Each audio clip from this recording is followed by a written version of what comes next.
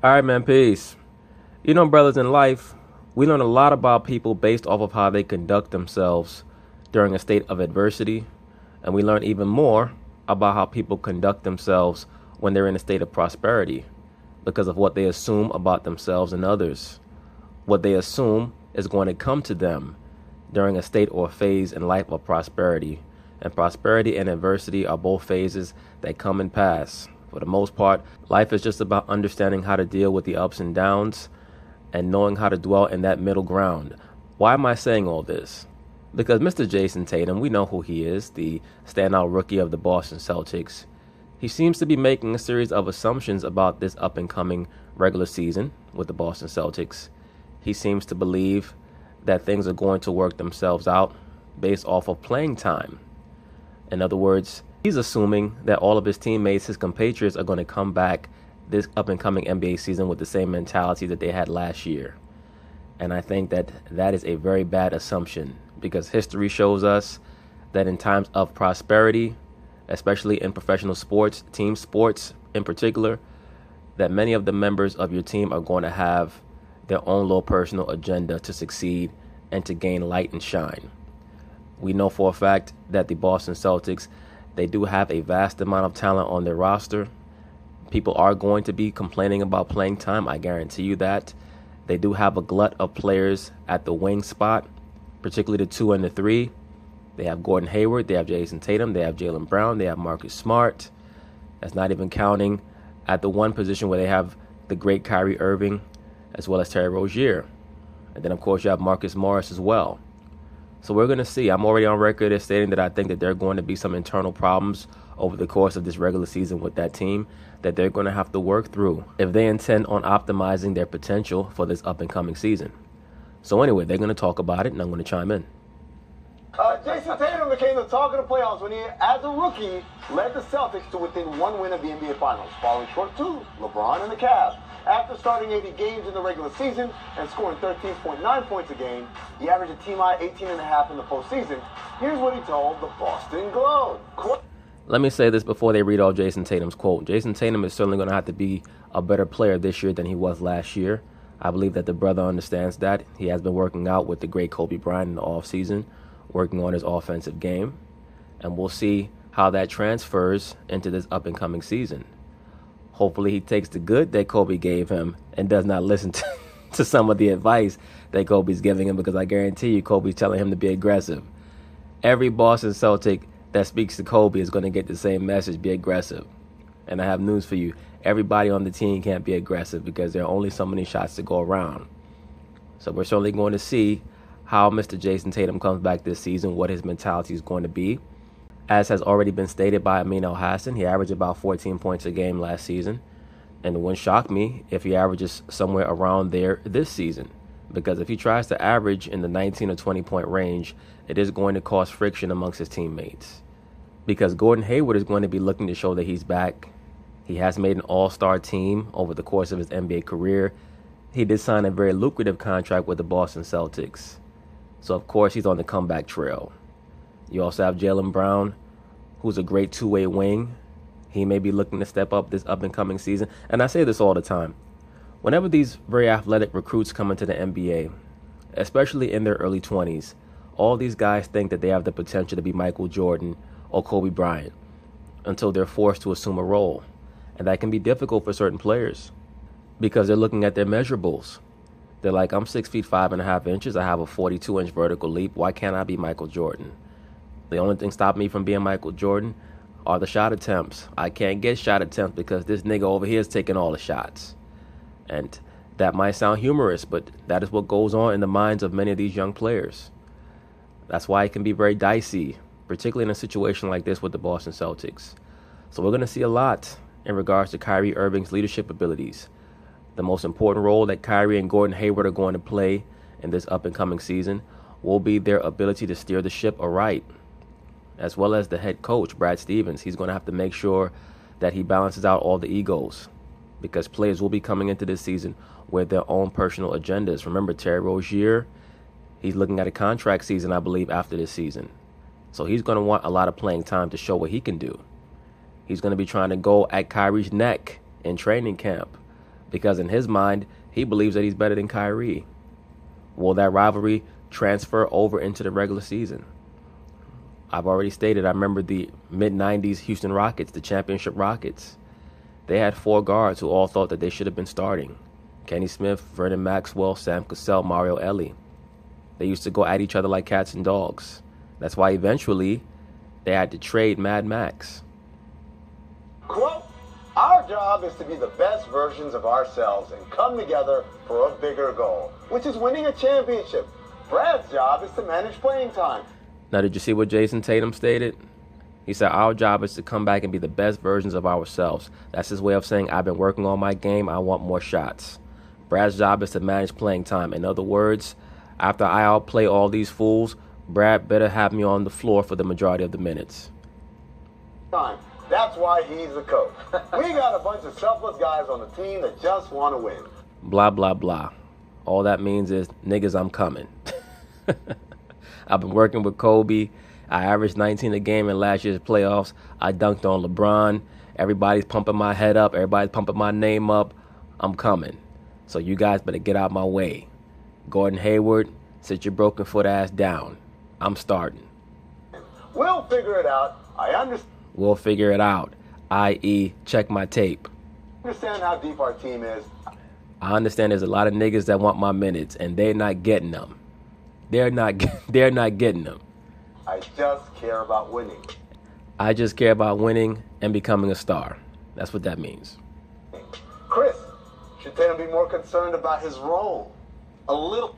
He is concerned about his role. He's just not going to let that out in print. A little bit, yes, because just, you know me, I'm kind of a numbers guy, just a little bit. It's strange because he had that great playoff run, and he obviously did that without some of the star players there, obviously Hayward, but also Kyrie. But you look at the numbers last year, he was worst by a pretty decent margin in the second quarter of games. And so the fact that that's kind of going to be his role where he's starting second quarters, he's not necessarily going to be out there with Kyrie, with Hayward. I've already stated that this may be their potential quote-unquote starting lineup.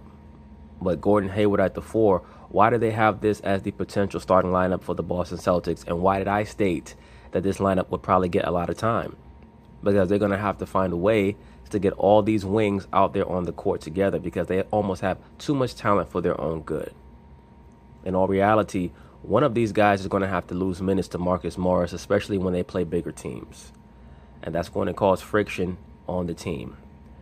Gordon Hayward is probably going to be the worst player out of their 3 starting wings or potentially starting wings between himself, Jaylen Brown, and Jayson Tatum. At least that's what I'm assuming coming back from that broken ankle.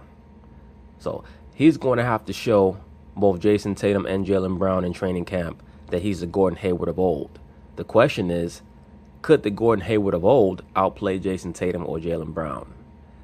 He's going to have to earn his minutes. The only thing that he has on his side, Gordon Hayward, in my view, is the lucrative contract that he signed and Danny Ainge wanting to possibly showcase him for a potential trade before the trading deadline.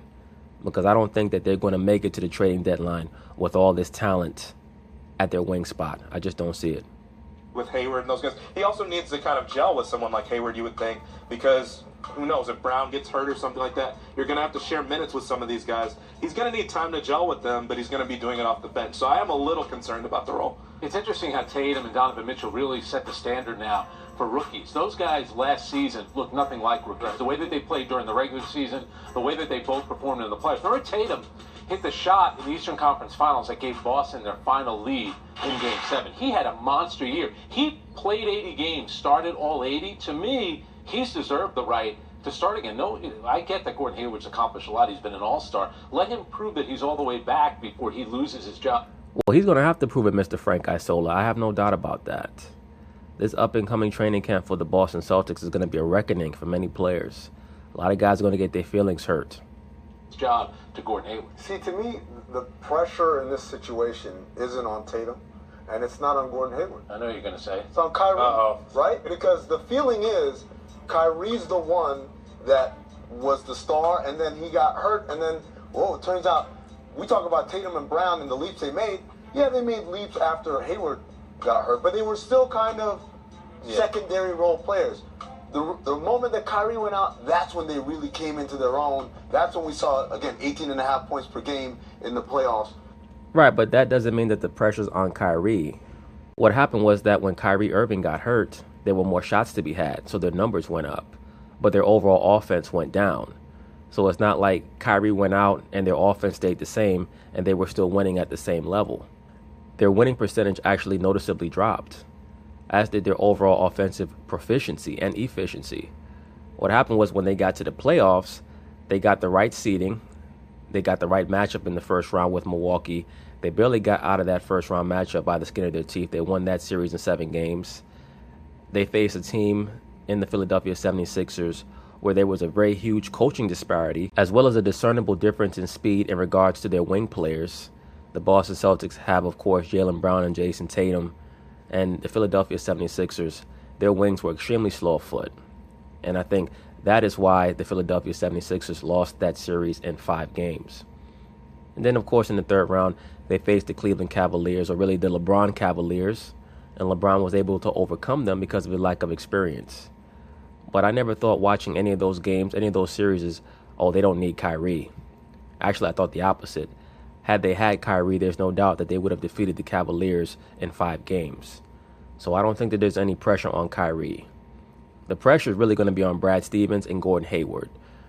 The pressure is going to be on Brad Stevens to make the right decision in regards to who should start and when they should start, because I'm sure that the starting lineup is going to change based off of who they're playing on a certain night.